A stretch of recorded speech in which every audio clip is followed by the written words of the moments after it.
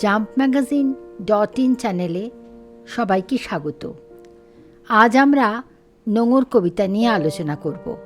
তবে আলোচনা শুরু করার আগে আমরা তোমাদের জানাতে চাই যে নবম শ্রেণীর অন্যান্য কবিতা এবং গদ্যের আলোচনা আগেই এই চ্যানেলে প্রকাশিত হয়েছে। তোমরা চাইলে ডেসক্রিপশন বক্স থেকে ওই পর্বগুলি দেখে নিতে পারো। আজকের আলোচনা শুরু করা যাক। লেখক পরিচিতি।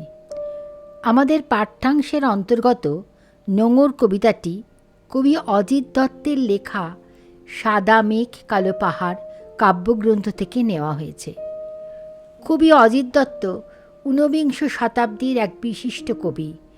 দীর্ঘকাল অধ্যাপনার পাশাপাশি তিনি বহু সাহিত্য পত্রিকার প্রধান লেখক ছিলেন। তার উল্লেখযোগ্য কাব্যগ্রন্থগুলি হল কুসুমের মাস, পাতাল কন্যা, নষ্ট চাঁদ ইত্যাদি। কবিতাটির নামকরণ। নোঙর একটি রূপকধর্মী কবিতা। এখানে বাণিজ্যতরী, কবির জীবন, পণ্য হল কবির মনের দুর্জয় আকাঙ্ক্ষা বিশ্বের বিভিন্ন কর্মযজ্ঞে অংশগ্রহণ করার বুক ভরা ইচ্ছে। নোঙর হল তার জীবনের সামাজিক বন্ধন যা তাকে আটকে রেখেছে। নদী স্রোত হল বহির্বিশ্বের বিভিন্ন ঘটনা প্রবাহ যা কবির মনকে বারে বারে আন্দোলিত করেছে। নোঙর কি? নোঙর একটি ধাতব যন্ত্র বিশেষ যার লম্বা ধাতব অংশের সঙ্গে অনেকগুলো বর্ষার ফলার মতো অংশ থাকে। এই সুচালো অংশটি নদীর বা সমুদ্রের কিনারে মাটিতে আটকানো থাকে, আর লম্বা হাতের মতো অংশের সঙ্গে নৌকা বা জাহাজের কাছি লাগানো থাকে। সেই কাছির আরেক প্রান্ত লাগানো থাকে জাহাজ বা নৌকার সাথে। যদি কোনো জাহাজ বা নৌকা এভাবে তীরে নোঙর দিয়ে আবদ্ধ থাকে, তবে যতই স্রোত আসুক না কেন, যতই জোয়ারের জল নৌকাকে ধাক্কা মারুক না কেন, যতই মাস্তুল ফুলে ফেঁপে উঠুক না কেন, নৌকা স্থানচ্যুত হয় না। নোঙর কবিতাটির সারাংশ। কবিতাটির আক্ষরিক অর্থ হল বহুদূর সপ্তসিন্ধু পারে যাবার জন্যে প্রস্তুত পণ্য সামগ্রী ভরা কবির বাণিজ্যতরী নদীর তটের কাছে বাঁধা পড়ে আছে। নদীর স্রোত, হাজার দাঁড় বাওয়া, জোয়ারের ঢেউ বা মাস্তুলের হাওয়া কোনো কিছুই নৌকাকে এগিয়ে নিয়ে গিয়ে সমুদ্রের বুকে ভাসাতে পারে না, কারণ নৌকাটির নোঙর মাটিতে প্রথিত হয়ে থাকায় নৌকাটি একই স্থানে আবদ্ধ হয়ে থাকে। পাড়ি দিতেই দূর সিন্ধু পারে নোঙর গিয়েছে পড়ে তটের কিনারে, সারা রাত মিছে দাঁড় টানি। এই রূপকধর্মী কবিতাটিতে কবির মন সিন্ধু পার অর্থাৎ বহু দূরের জগতের ডাকে সাড়া দেওয়ার জন্যে উদ্বেল হয়ে উঠেছে। তিনি সেই ডাকে সাড়া দেওয়ার জন্যে প্রাণপণ চেষ্টাও করেছেন। সারা রাত তার মনের মধ্যে অনুরণিত হতে থাকে বিশেষ কিছু করার স্বপ্ন, যা কবিতায় সারা রাত ধরে দাঁড় টানার সঙ্গে তুলনা করা হয়েছে। জোয়ারের ঢেউগুলি ফুলে ফুলে ওঠে, এ তরীর মাথা ঠুকে সমুদ্রের দিকে তারা ছোটে।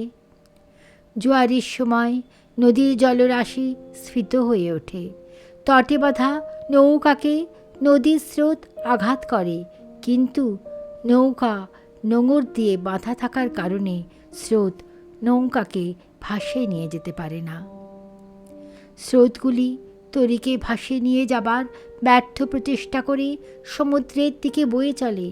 ঠিক তেমন কবির মনও সাম্প্রতিক নানা ঘটনায় উদ্বেলিত হয়ে ওঠে।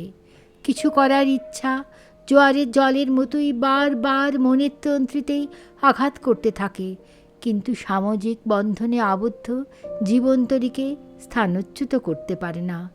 ঘটনা প্রবাহ অবিরাম তার পরিণতির দিকে ছুটে চলে।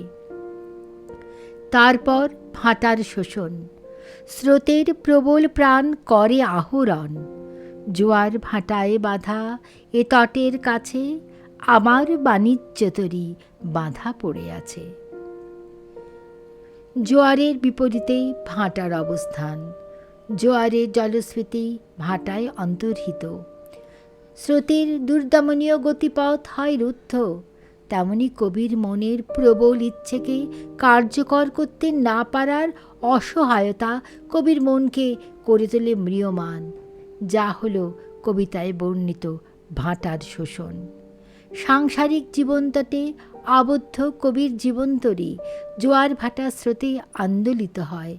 কবির মনের ইচ্ছেকে বশ্যতা স্বীকার করে নিতে হয় সামাজিক বন্ধনস্বরূপ নোঙরের কাছে।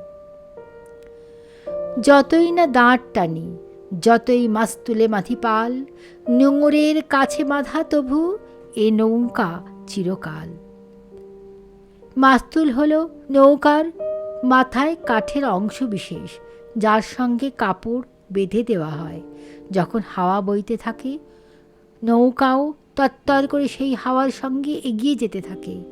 খুব জোরে হাওয়া দিলেও, পালে হাওয়া লাগলেও নোঙরে বাঁধা নৌকা একই জায়গায় স্থির থাকে। বিভিন্ন দায়িত্বভারে কবি এতই নিমজ্জিত যে মাস্তুলের হাওয়া অর্থাৎ সুগভীর সুদূরের আহ্বানও তাকে অজানার পথে এগিয়ে যেতে দেয় না। নিস্তব্ধ মুহূর্তগুলি সাগর গর্জনে ওঠে কেঁপে, স্রোতের বিদ্রূপ শুনি প্রতিবার দাঁড়ের নিক্ষেপে। কবির গভীর চিন্তায় নিজস্ব মুহূর্তগুলিতে সাগর গর্জন অর্থাৎ সুদূরের আহ্বান তার মনকে আকুল করে তোলে। প্রতিবারই তার ইচ্ছা করে বাইরের জগতের ডাকে সাড়া দিয়ে বর্তমানকে পেছনে ফেলে সামনের দিকে এগিয়ে যেতে। যতই তারার দিকে চেয়ে করি দিকের নিশানা, ততই বিরামহীন এই দাঁড় টানা। আগেকার দিনে জলপথে পরিভ্রমণ করার সময় নাবিকেরা আকাশে উপস্থিত ধ্রুবতারা বা অন্যান্য তারার মাধ্যমে দিক নির্ণয় করে জাহাজ চালনা করত। এখানে কবি বলতে চাইছেন, তিনিও যতবারই বাইরের জগৎ বা বহির্বিশ্বে পদার্পণের লক্ষ্য স্থির করেন, মনের মধ্যে ততই অচেনাকে চেনা, দুর্জয়কে জয় করার ইচ্ছা অনবরত দাঁড় টানতে থাকে। কিন্তু যতই কবিতার লক্ষ্য স্থির করুন না কেন, তবুও নানা সামাজিক বন্ধন কবিকে তার সেই নির্ধারিত লক্ষ্যে পৌঁছতে দেয় না। তরি ভরা পণ্য নিয়ে পাড়ি দিতে সপ্ত সিন্ধু পারে, নোঙর কখন জানি পড়ে গেছে তটের কিনারে।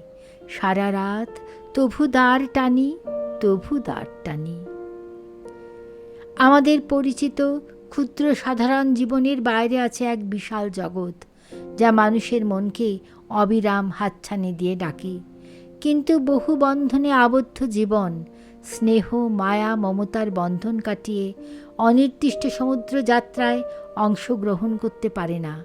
ঠিক যেমন আবদ্ধ নৌকা প্রবল স্রোতেও যা নৌকাকে স্থানচ্যুত হতে দেয় না, নদীর তটে মায়া কাটিয়ে তরি সপ্তসিন্ধু পার অর্থাৎ দূরের জগতে যেতে পারে না। আজকের আলোচনা এখানেই শেষ করছি। এই আলোচনা তোমাদের কেমন লাগলো তা লিখে জানাতে পারো আমাদের।